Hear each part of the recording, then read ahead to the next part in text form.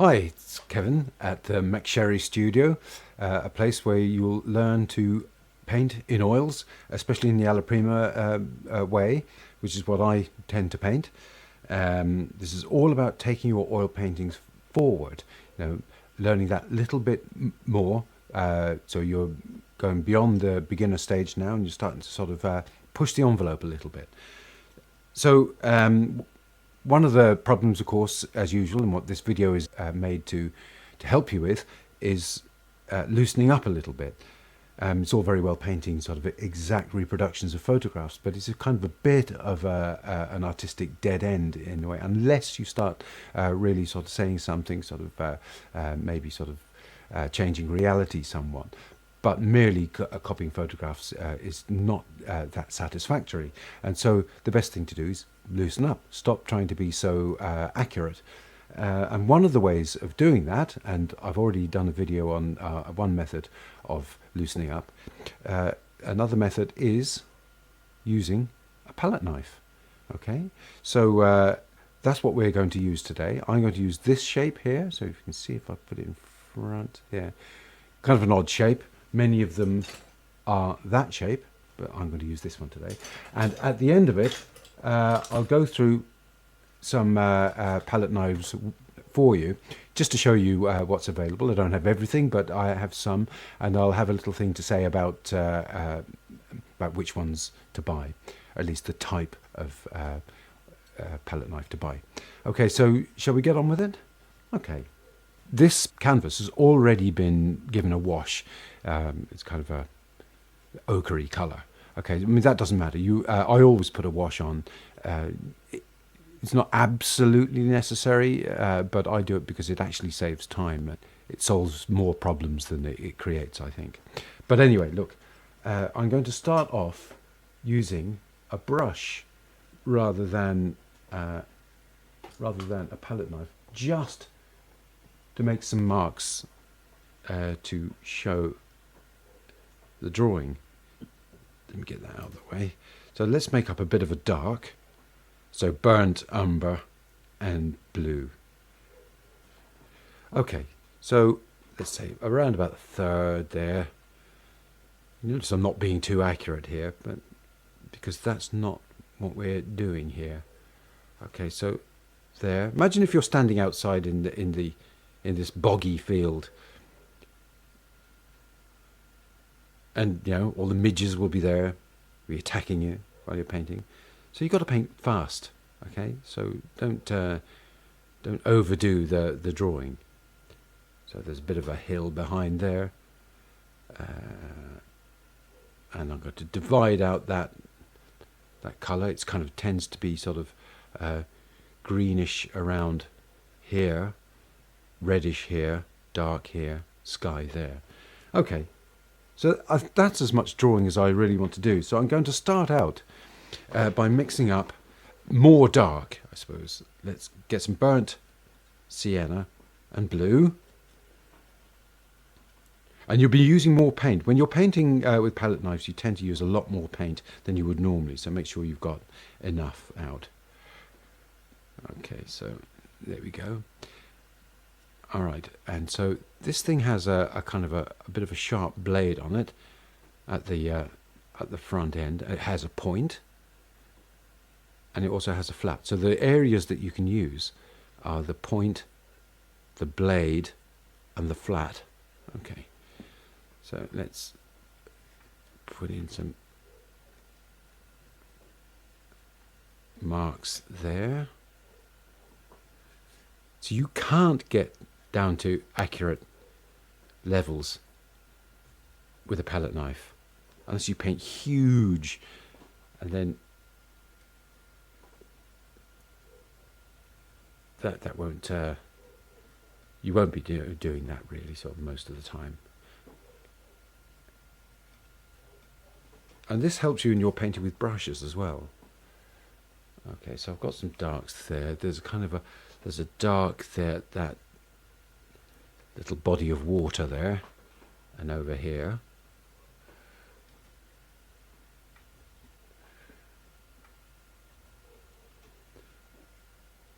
I don't want to put too much paint down right at this moment. Okay, so that'll do for the start. Most of the time you will need a rag with you as well, so you need to wipe your palette knife down. Okay, so next thing is, let us make up a colour for that mountain that's in the distance there, so bluish. Bit of blue, bit of white, bit of red,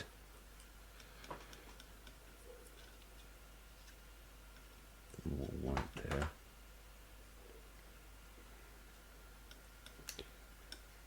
Right, let's try and get that in there. I have to avoid cameras while I'm doing this, so I have to sort of twist my arm into odd directions. Okay, so there, that'll do for that. Let's make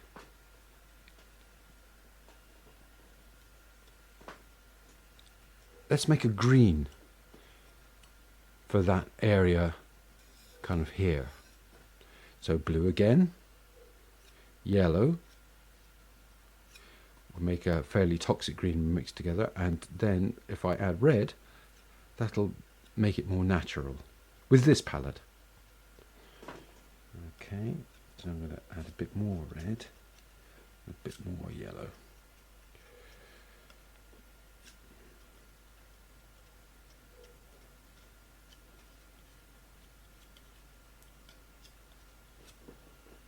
Okay, so here we go.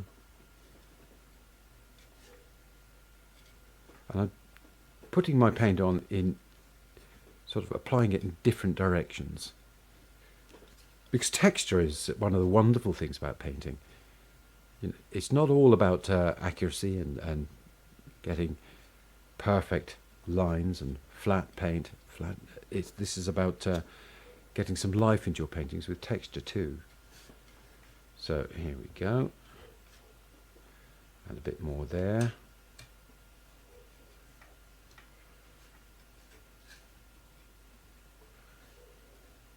There, that'll do. Now, some of that green can go into the trees as well here.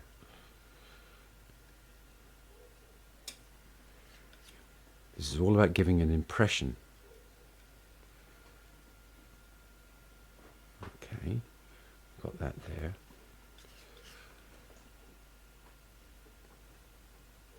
And there. Now, let's make a red for that area of that reddish plant. I'm not much of a botanist, I can't tell you exactly what it is, but this is the kind of plant that grows in boggy wetlands. So red and yellow with a little bit of blue, just to stop it being so intense.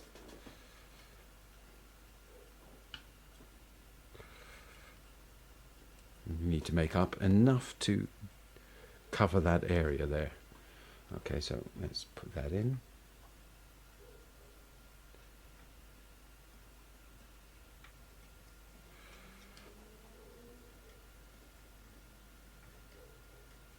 Sometimes you have to push that palette knife down flat a little bit. I'll talk more about that later, so keep watching.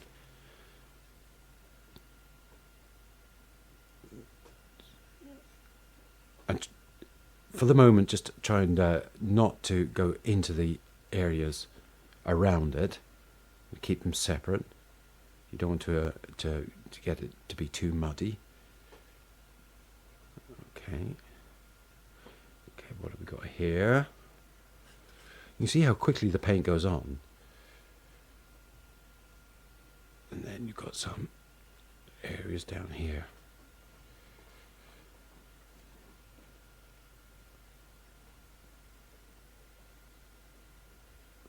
Let's move on, wipe the palette knife down, and we'll do the sky. I'm not going to do a lovely blue sky like it is there. I'm going to make it slightly more grayer. So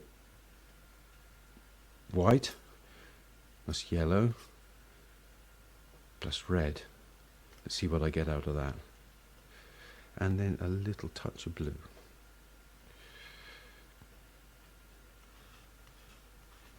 Make a more moody painting than reality. Make it slightly more pink.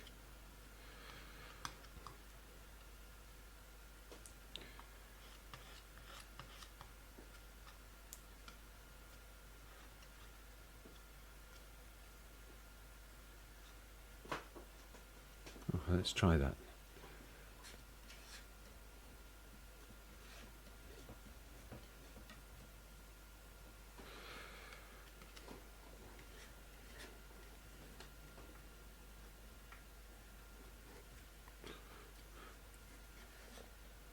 Don't over mix your paint as well, because it's nice when you get sort of different colours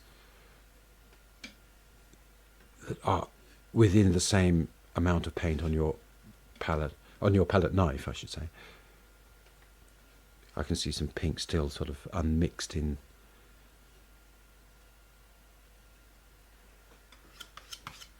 the paint. Let's put that down there like that.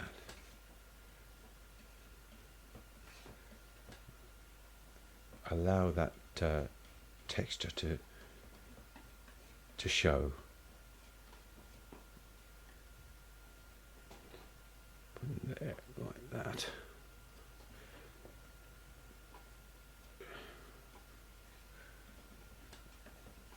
Now the whole idea of this is just to loosen up.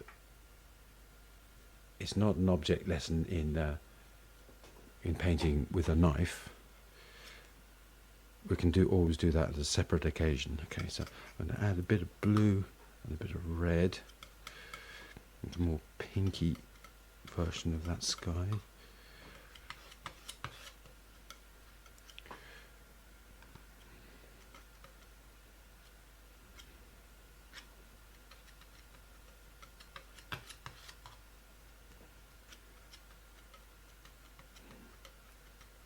Rather too much blue in that, but that's not too bad either. Let's have a look. Let's put some in. There's no describing those clouds as they are.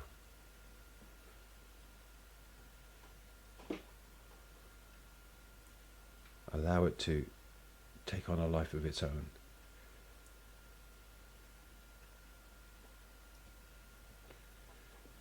Okay.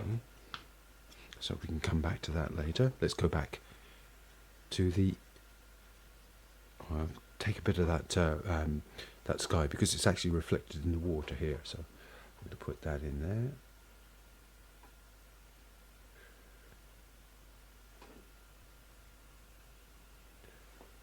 Where else is the water? It's a bit over here too.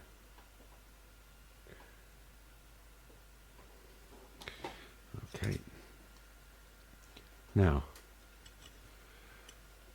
let's do something more with the red here, that reddish kind of moss. I'm calling it moss, I don't really know what it is, but it probably comes from some form of grass or reeds. Okay, let's put some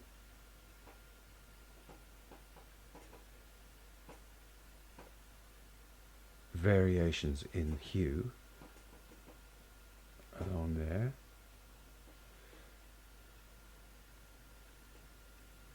As it meets the trees at the far end of this wetland. Okay, and we can also bring some of that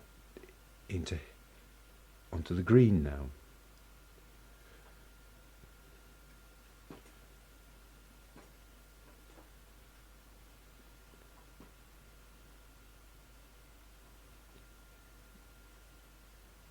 And let's mix up more green, but a lighter shade, slightly sort of khaki in sort of character, because it has that red in it. But that means we can put in some hue variations here.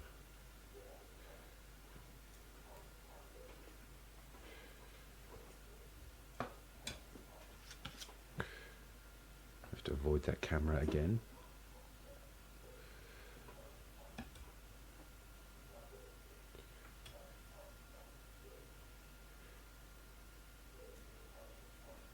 drag the blade across, it gives a kind of it gives a texture of its own, which is really nice to work with. Okay, there.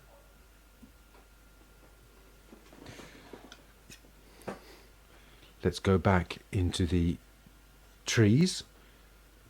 So I need some dark reds in there, in those trees.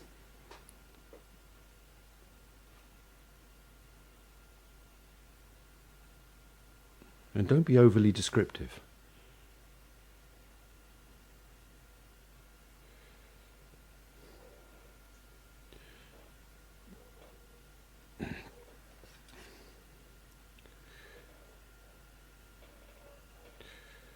Enjoy the process of applying the paint.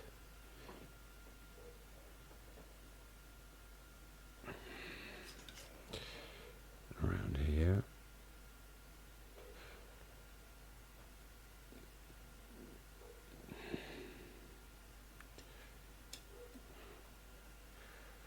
Bring some of that red down into the green grassy areas here. Just the flat of the palette knife, you can just leave the paint on. It gives that kind of randomness, which is what you want in a knife painting.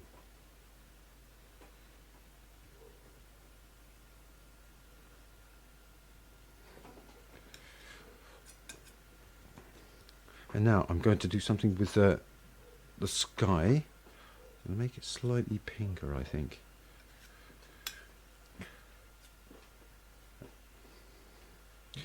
Yeah, here we go. A bit more white.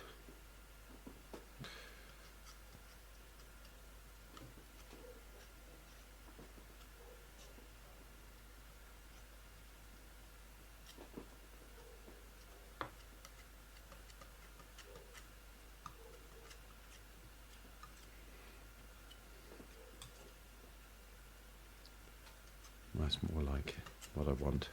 Great. Oh yeah, that's nice. You can get lovely sort of pinks into the sky here.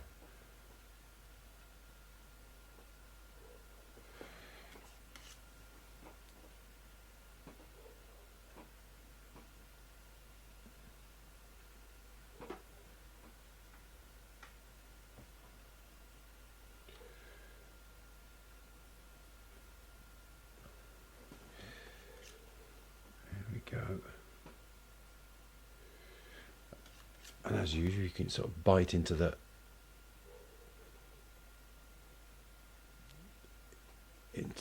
tones in the paint to give a bit more random sort of thing with the trees. And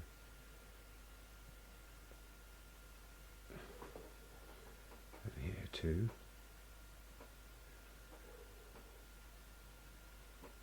Now, this will take a month of Sundays to dry.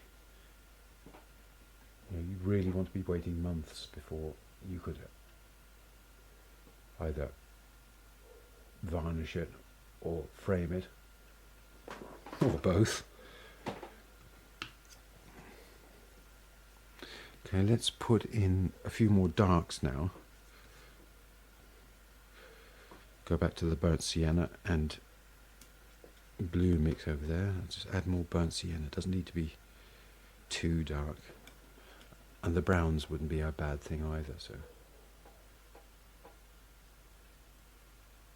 just give the idea that there's some bog holes.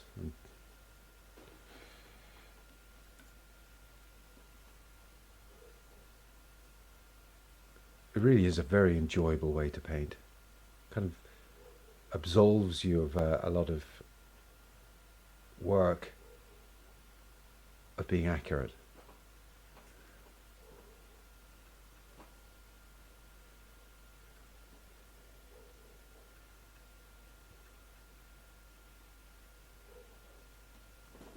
And back into those trees.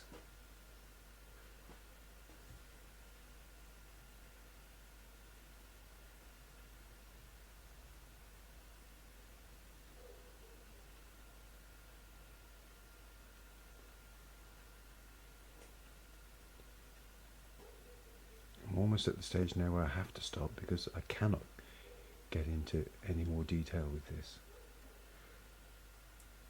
You can just put the flat of the blade down and leave the paint onto the surface. Now, without pushing the paint in, because you don't want to sort of start creating mud, even if it is a muddy scene. Let's put in some lighter greens now, and even some into that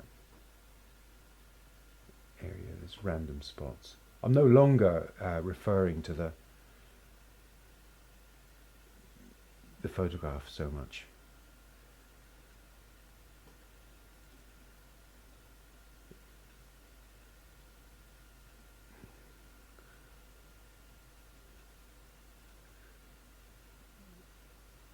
There.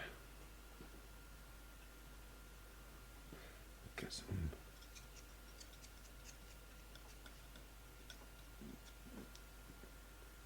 lighter yellow parts, and we can sort of give the impression of the abundant plant life that's in this area.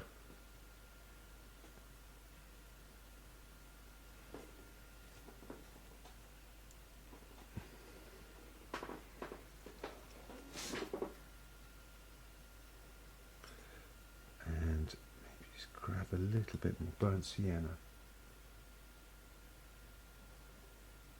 Push it up into there.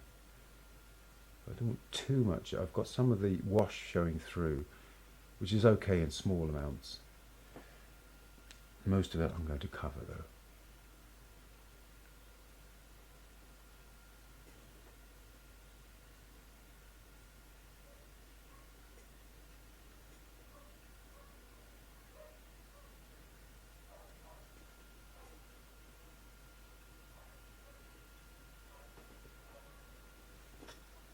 Let's see if I can get some of the pink into that, just so that it's reflecting the sky.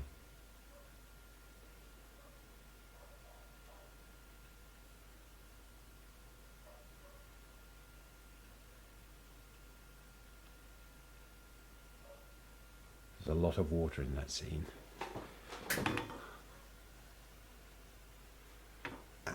And that, in fact, is due. Now, that sky has disappeared into the background of, you know, the wooden plank that I've got it sitting against. So I'm going to change it now.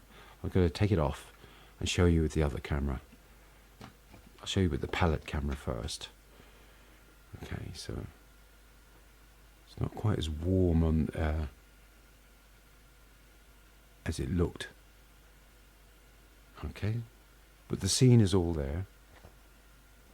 Okay, so let me just turn it around and show you. Okay, so if I can get in a bit closer, I'm sure you can see it. What I'll do is I'll photograph it, and I'll photograph it right up close so you can see the texture. So there's the scene, and you can't get sort of less detail in it than that, can you? So try it yourself. So, but now I'm just going to show you, go through some of the tools, you know, these palette knives that I promised I'd do at the beginning of the video. So here's my collection here. I've got a bunch of them. Right? I only used one for this painting. The one that I used was that one. Okay, and if you just have a look here, I've got a similar shape in that one. Okay, see that they're almost the same size. This one's very slightly smaller, but the difference is this is a good quality one by Van Gogh. Okay, I presume that's Royal Talons. I can't remember. This is one that I found in a kind of a I don't know, what we call a pound shop here, a thrift shop maybe it wasn't a charity shop.